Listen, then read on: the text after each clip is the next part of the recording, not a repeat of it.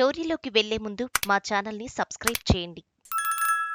జనసేన అధినేత పవన్ కళ్యాణ్ రాజకీయం పండే ఎన్నికలుగా 2024ని అంతా భావిస్తున్నారు. కేవలం పవన్ మాత్రమే కాదు, ఆయన వెనుక ఉన్న బలమైన సామాజిక వర్గం ఆశలను తీర్చే ఎన్నికలుగా కూడా చూస్తున్నారు.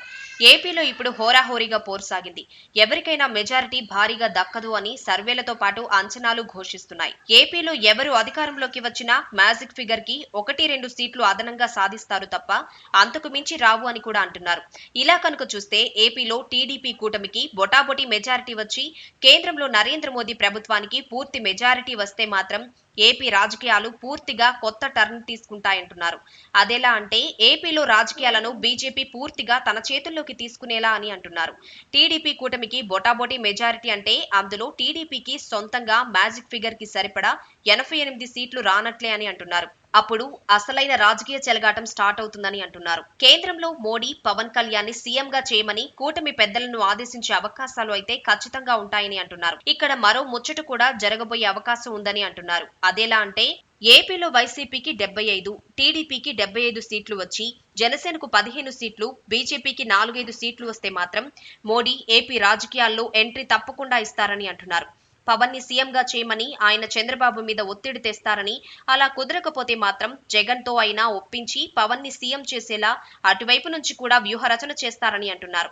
ఏపీలో మ్యాజిక్ ఫిగర్ కి 88 సీట్లు అవసరం పడుతుంది.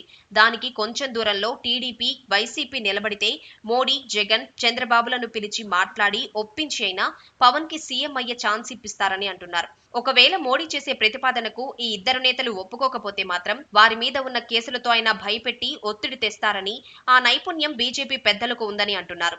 ఏపీ వరకు చూస్తే బీజేపీ తనదైన రాజకీయాలను చేయాలని ఉబలాట పడుతోంది. అందులో పవన్ ని ముందు పెట్టి తన గేమ్ స్టార్ట్ చేసినా చేయవచ్చని అంటున్నారు. 2014లో చంద్రబాబు సీఎం అయ్యే నాటికి కడుబలంగా ఉన్నారు. దాంతో ఆయనను కదపలేని పరిస్థితి.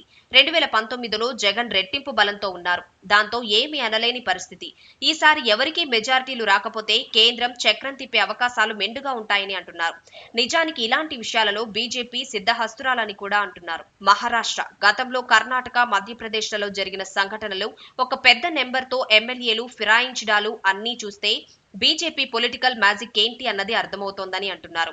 ఏపీలో ఏ పార్టీకి మెజారిటీ రాని పరిస్థితి వస్తే మాత్రం ఖచ్చితంగా పొలిటికల్ అడ్వాంటేజ్ గా బీజేపీ తీసుకుంటుందని అంటున్నారు. ఒకవేళ పార్టీల అధినాయకత్వాల నుంచి వీలు కాకపోతే ఆయా పార్టీలలో ఏక్నాథ్ షిండేలను కూడా తయారు చేయగల కెపాసిటీ బీజేపీకి ఉందని అంటున్నారు. మొత్తం మీద చూస్తే జనసేన అధినేత పవన్ కళ్యాణ్ ని సీఎం గా చేయాలని చెప్పి బీజేపీ ఏపీ రాజకీయాల్లో పట్టు సాధించేందుకు చూస్తుందని అంటున్నారు. ఏపీలో వైసీపీకి, టీడీపీకి కనుక ఫుల్ మెజారిటీ రాకపోతే బీజేపీ గేమ్ ప్లాన్ ని తట్టుకోవటం బాబు జగన్లకు కష్టసాధ్యమే అని అంటున్నారు. ఇక పవన్ ఏ విధంగా సీఎం అవుతారు అన్న దాని మీద జనసేన యూత్ వింగ్ లో ఈ విషయాల మీద పెద్ద ఎత్తున చర్చ సాగుతోంది. అంతేకాదు ఏపీలో హంగ్ వస్తే కనుక పవన్ కింగ్ అని వారే ప్రకటిస్తున్నారు. చూడాలి మరి ఏం జరుగుతుందో.